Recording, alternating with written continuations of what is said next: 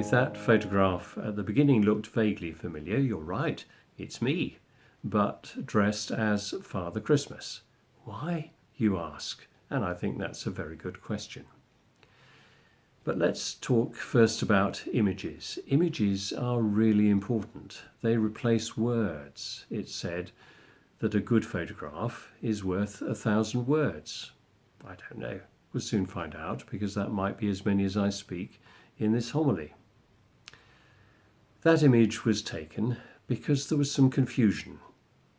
We'd taken a photograph of our newly decorated Christmas tree and also of Father Christmas. Yes, that's who it is, in case you hadn't guessed.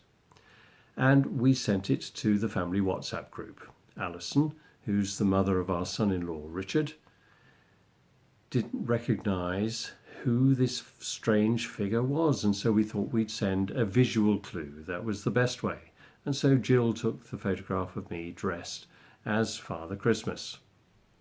Why do we recognise that image immediately?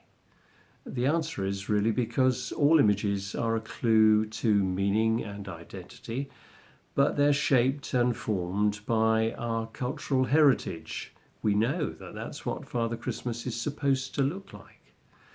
It's not important, of course, to know the background that it was sent to Alison, nor is it important to know the background to Father Christmas, but I'm going to tell you anyway because I think it's interesting.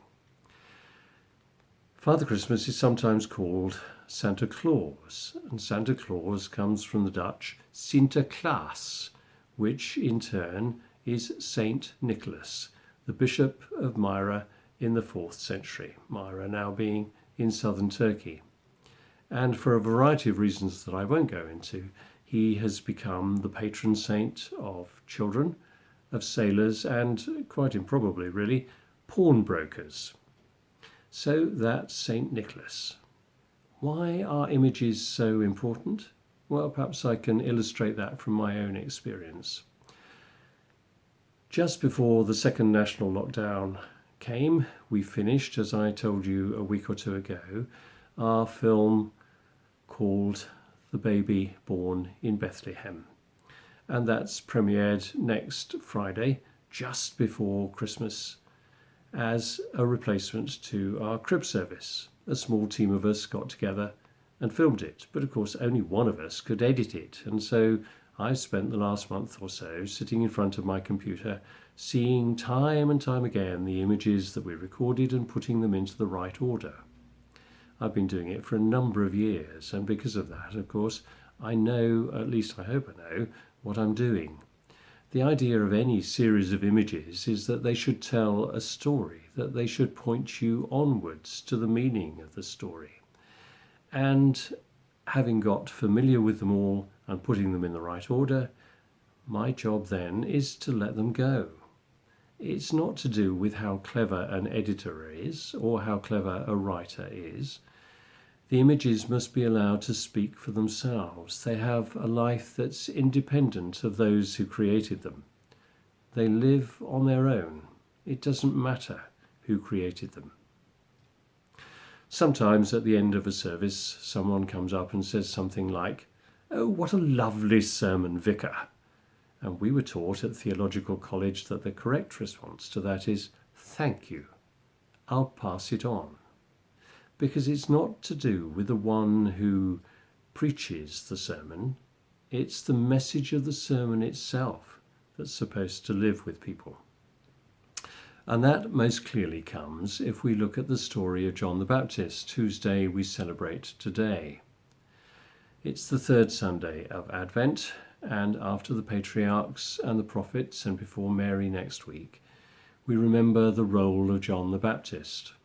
John the Baptist, that wild and woolly man with a beard all over the place. Oh, that sounds familiar too. And who eats locusts and honey. That doesn't sound familiar. It isn't me after all. And wearing a leather belt. A group, the priests and the Levites, we're told by John the Evangelist, come to see him, to question him, and to ask what he's doing exactly and why. But actually they're not really interested in why. They're not really interested in the message that he's giving. They want to know, has he got a license? Is he allowed to do this? The answer is, of course, yes, he is, because his commission comes not from himself, but from God. But here come the Levites. Here come the priests.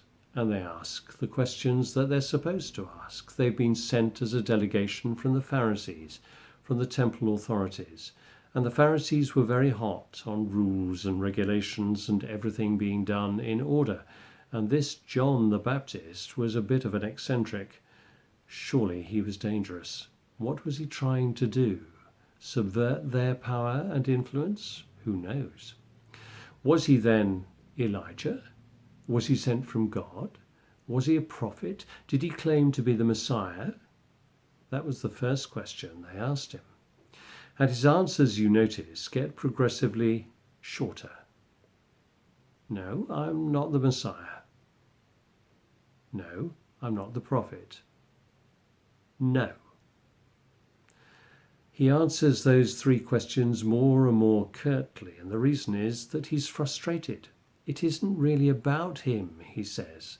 It's not me. I'm just simply a voice crying in the wilderness.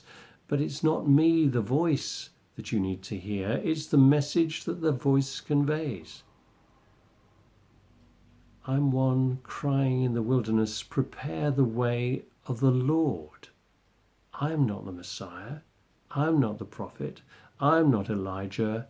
I'm not Elijah reborn, revived, revided. Oh, I can't say that word. I'll leave it out. I'm not any of those things, says John the Baptist.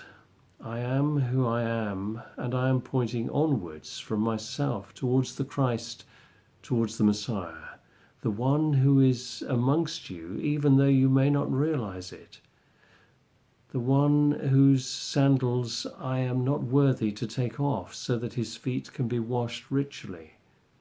I'm nothing. It's not me. It's the message of Christ that you need to look at. The Word made flesh, as the evangelist John has said just before this passage begins. And the same is true of the images that you'll see in the baby born in Bethlehem. You'll see a little trailer immediately after I finish speaking. And the premiere comes, as I say, next Friday at 4 o'clock. I hope you'll pass it on to your friends and family, but I hope too that you'll pass on the real message of Christ, which this film begins to try to convey. But it's only a prompt. It's only a start. It's for you to take that message onwards and outwards into the world.